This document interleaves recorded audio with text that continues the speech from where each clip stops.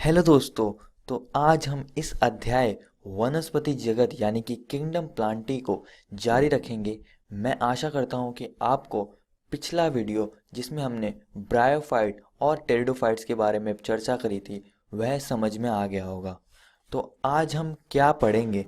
आज हम gymnosperm, angiosperm और पादप जीवन चक्र तथा संतति या पीढ़ी एकांतरण यानी कि plant life cycle and alternation of generations के बारे में पढ़ेंगे।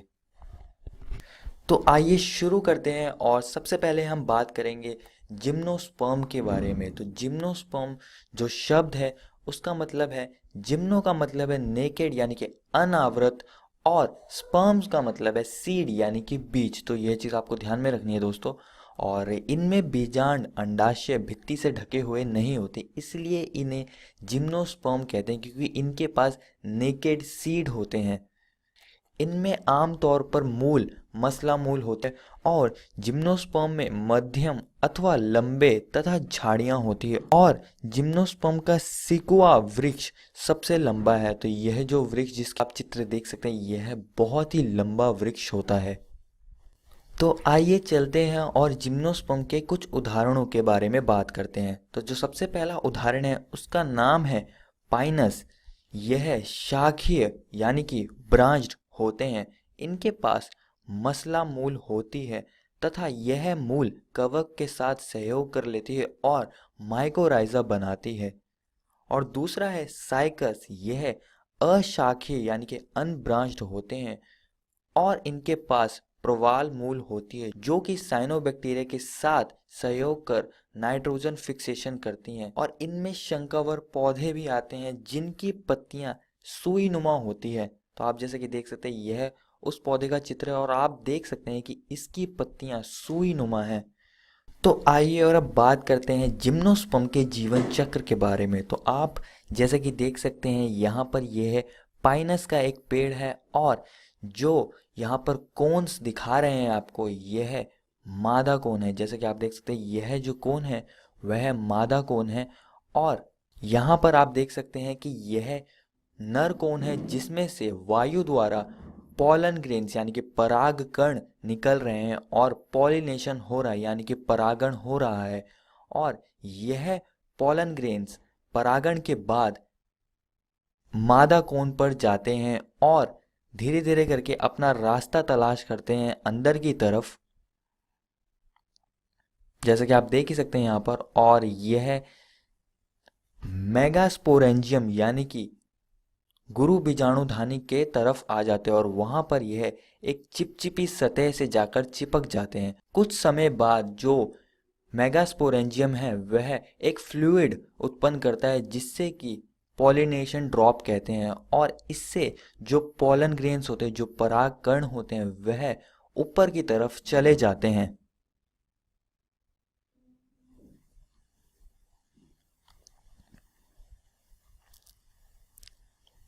और जाके मेगास्पोरेंजियम से चिपक जाते हैं।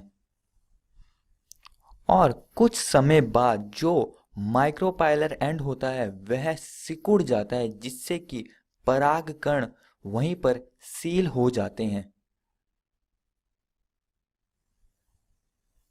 और फिर कुछ समय बाद जो पोलन ग्रेन्स होते हैं वह पोलन ट्यूब बनाते हैं और जो नर युग्मक होता है वह विभाजित होकर दो नर युग्मकों में बदल जाता है और धीरे धीरे करके यह अंदर की तरफ जाते हैं और जाके जो नर युग्मक है वह जायगोट बना देता है।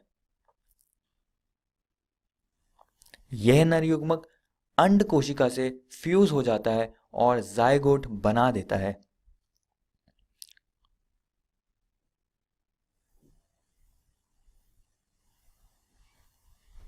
यह जायगोट कुछ समय बाद बीज में विकसित हो जाता है और बीज के ऊपर एक प्रोटेक्टिव सीड कोट आ जाता है।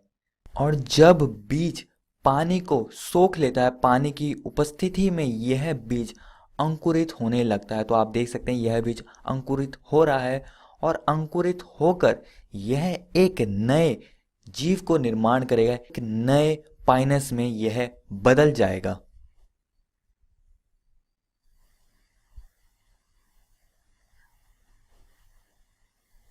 तो यह था जिम्नोस्पर्म्स का जीवन चक्र और अब हम बात करेंगे एंजियोस्पर्म्स के बारे में।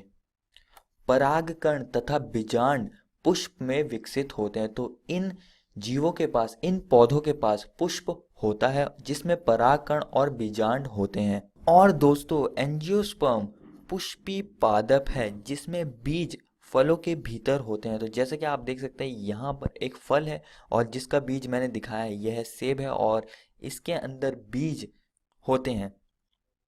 इनका आकार सूक्ष्मदर्शी वुल्फिया से लेकर बहुत ही ज्यादा बड़े वृक्ष यूकेलिप्टस जैसा हो सकता है। तो देख सकते हैं कि इनके आकार में भी काफी अंतर है। बहुत छोटे पौधों से लेकर बहुत बड़े बड़े वृक्ष इस एंजियोस्पर्म्स के अंतर्गत आते हैं।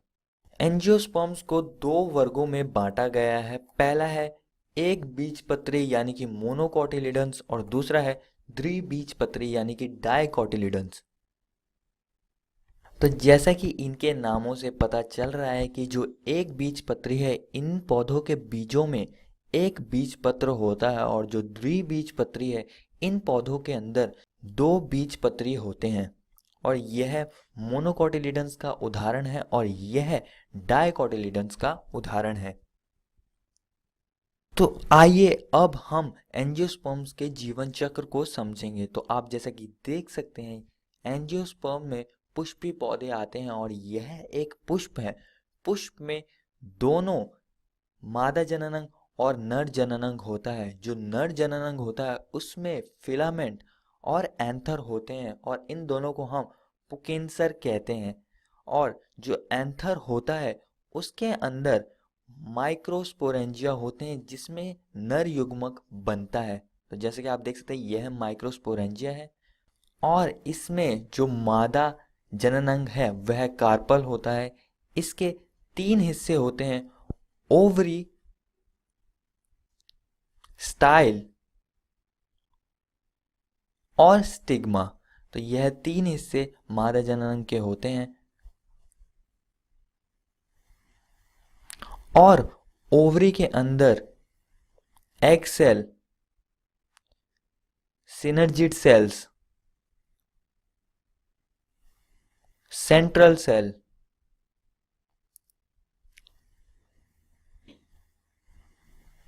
एंटीपोडल सेल्स, एम्ब्रियो सैक होता है और यह सब बीजांड में होते हैं। तो जब पॉलिनेशन होता है तो जो पॉलन ग्रेन्स हैं वह स्टिग्मा पर आकर चिपक जाते हैं और यह जो पॉलन ग्रेन्स हैं यह पॉलन ट्यूब विकसित करते हैं। तो जैसे कि आप देख सकते हैं, यह जो पॉलन ग्रेन्स हैं, परागकण हैं, यह पॉलन ट्यूब को विकसित कर रहे हैं जिसमें कि जो नर युग्मक होगा वह दो भागों में विभाजित हो जाएगा और यह धीरे धीरे करके ओवरी की तरफ बढ़ेगा और अंत में बीजांड की तरफ आ जाएगा। और जैसे ही पॉलन ट्यूब अंदर आती है वह नर युग्मकों को अंदर छोड़ देती है। एक नर युग्मक अंड कोशिका से फ्यूज हो जाता है और दूसरा युग्मक टू पोलर न्यूक्लियाई से फ्यूज हो जाता है जिससे कि प्राइमरी एंडोस्पर्म सेल बनता है। तो यहाँ पर दो बार फर्टिलाइजेशन हुए इसलिए इसे डबल फर्टिलाइजेशन यानी कि द्विनिषेचन कहते हैं।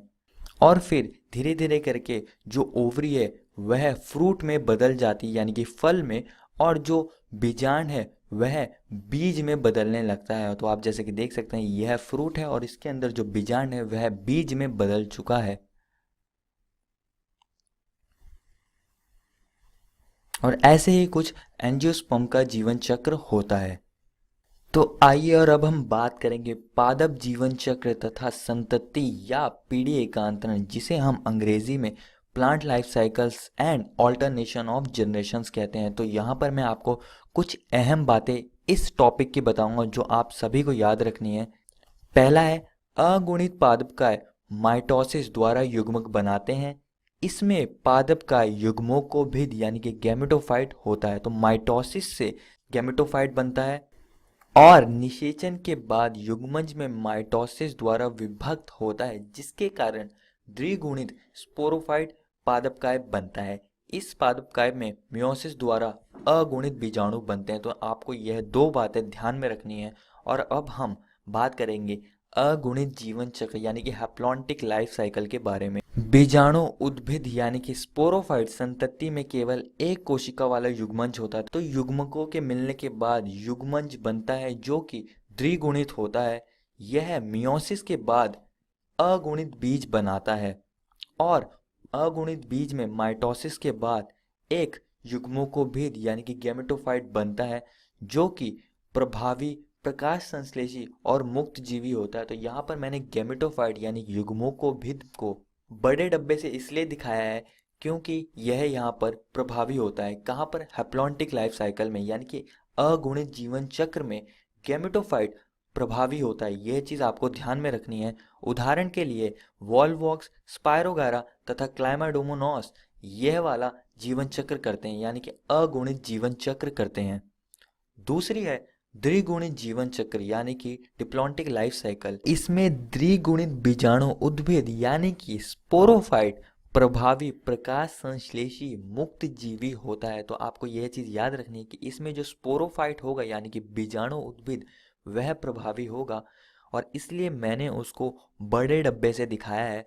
और इसमें मियोसिस के बाद युग्मोकोभिद बनेगा और युग्मोकोभिद युग्मज का निर्माण करेगा। और इसका उदाहरण है जिम्नोस्पर्म और एंजियोस्पर्म डिप्लॉन्टिक लाइफ साइकिल करते हैं। और अब हम आखिरी चीज के बारे में बात करेंगे जिसका नाम है अगुणित द्विगुणित जीवन चक्र यानी कि हैप्लोडिप्लॉन्टिक लाइफ साइकिल।